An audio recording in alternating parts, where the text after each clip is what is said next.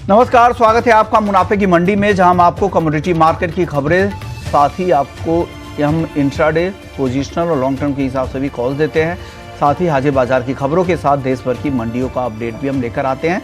आज हमारे साथ 4 मेहमान हैं। धर्मेश भाटिया हैं एमिरेट्स एनवीडी से, और हमारे साथ वंदना भारती हैं एसएमसी ग्लोबल सिक्योरिटीज से, और साथ ही आगे विवेक अग्रवाल होंगे दलहन पर बातचीत करने के लिए, जो भारत सब कॉन्टिनेंट एग्री फाउंडेशन के एमडी है, और देवेंद्र बोरा होंगे दलहन कारोबारी है, ट्रेडर है एपीएमसी वाशी से। आप सभी मेहमानों का बहुत बहुत शुक्रिया।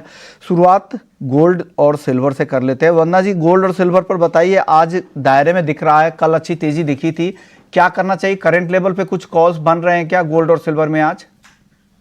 विश्वान जी, बाय का ही कॉल यहाँ पे बन रहा है गोल्ड और सिल्वर दोनों में। और यूएस ट्रेजरी में यहाँ पे गिरावट है, डॉलर इंडेक्स में यहाँ पे गिरावट है, और डेटा थोड़ा सा यहाँ पे वीक आने की उम्मीद है। लेकिन एक यहाँ पे एहतियात के तौर पे कहना चाहूंगी कि स्टॉप लॉस के साथ ट्रेड करिए, क्योंकि दोनों ही कमोडिटी ओवरबॉट जोन में यहाँ पे ट्रेड कर रही है, भले ही ट्रिगर्स इसके अभी भी पॉजिटिव है।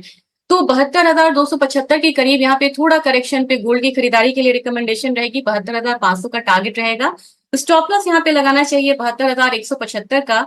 सिल्वर में भी मुझे लग रहा है कि एक अपसाइड यहाँ पे दिख सकता है। 85,300 के करीब बाइंग रिकमेंडेशन रहेगी। 85,800 का टारगेट होगा।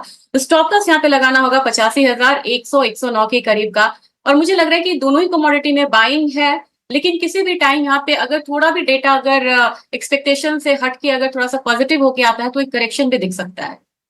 तो ये व्यू आपका है। कॉल एक बार बता दें कि गोल्ड 72,275 पे खरीदारी की सलाह है और टारगेट है 72,500 का, और चांदी 85,300 पे खरीदारी की सलाह है और यहाँ पर टारगेट है 85,800 का। वंदना जी, आप सहमत है? आपको क्या लग रहा है कच्चे तेल में यहाँ से? जी, यहाँ पे मैं एग्री कर रही हूँ विश्वमोहन जी। ये चीज तो है कि यहाँ पे डिमांड ड्रिवन रैली ना होकर ये सप्लाई डिसरप्शन ड्रिवन रैली यहाँ पे है, तो ये बहुत ज्यादा टिकाऊ नहीं होती। जैसे ही सप्लाई डिसरप्शन यहाँ पे थोड़ा सा स्मूथ होगा तो प्राइसेस नीचे की तरफ आ सकता है। आज के इंट्राडे में मुझे लग रहा है कि यहाँ पे थोड़ा सा अपसाइड मूवमेंट देखने को मिल सकता है और एक स्मॉल अपसाइड देखने को मिलेगा। और यहाँ पे इन्वेंट्रीज को ट्रैक करना होगा, खासकर गैसोलीन की। लास्ट वीक हम लोगों ने देखा था कि क्रूड की इन्वेंट्री तो यहाँ पे काफी कम हुई थी, लेकिन गैसोलीन की इन्वेंट्रीज में जंप था, जिसका काफी ज्यादा इम्पैक्ट आता है। तो अगर गैसोलीन की इन्वेंट्रीज में लगातार जंप आता है तो क्रूड यहाँ पे वैसे भी बहुत ज्यादा नहीं बढ़ेगा।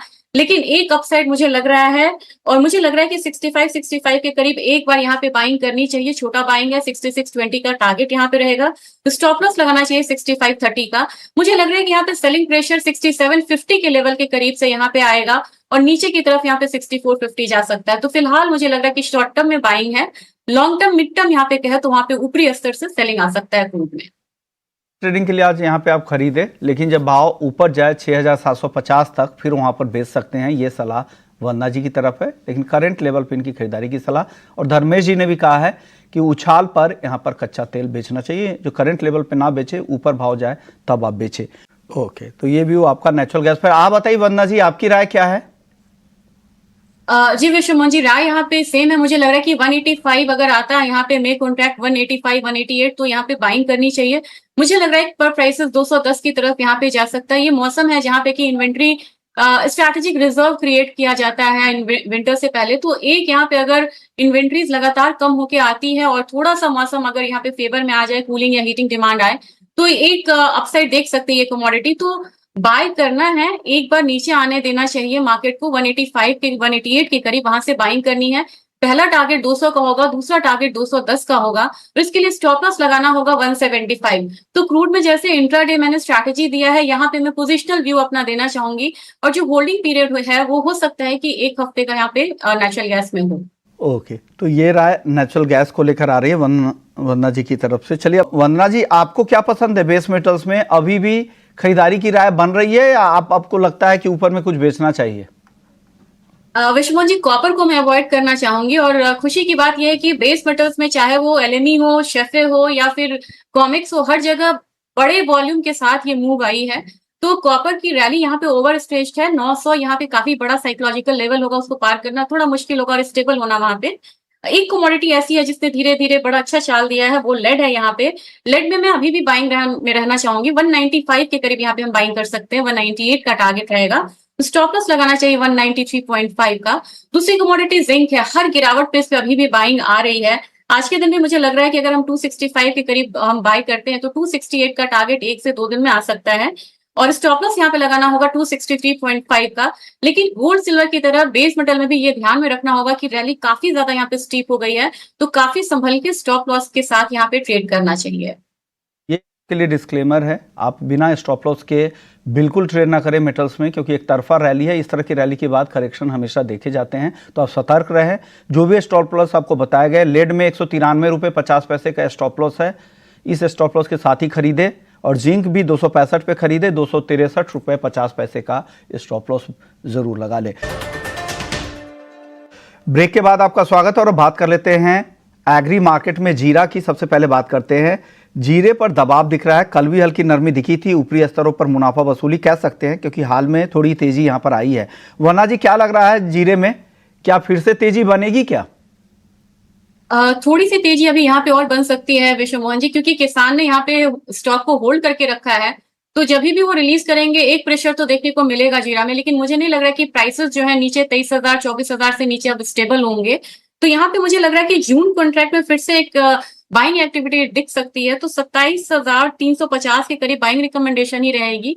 टारगेट छोटा होगा 27,550 का, तो स्टॉप लॉस को थोड़ा सा मॉडिफाई करना होगा। ये 27,250 है, 27,250 के साथ यहाँ पे खरीदारी करके चल सकते हैं। और मुझे लग रहा है कि एक बार 27,550 800 के करीब यहाँ पे एक रेजिस्टेंस फेस कर सकती है कमोडिटी, और फिर से यहाँ पे एक करेक्शन देखने को मिल सकता है जीरे में।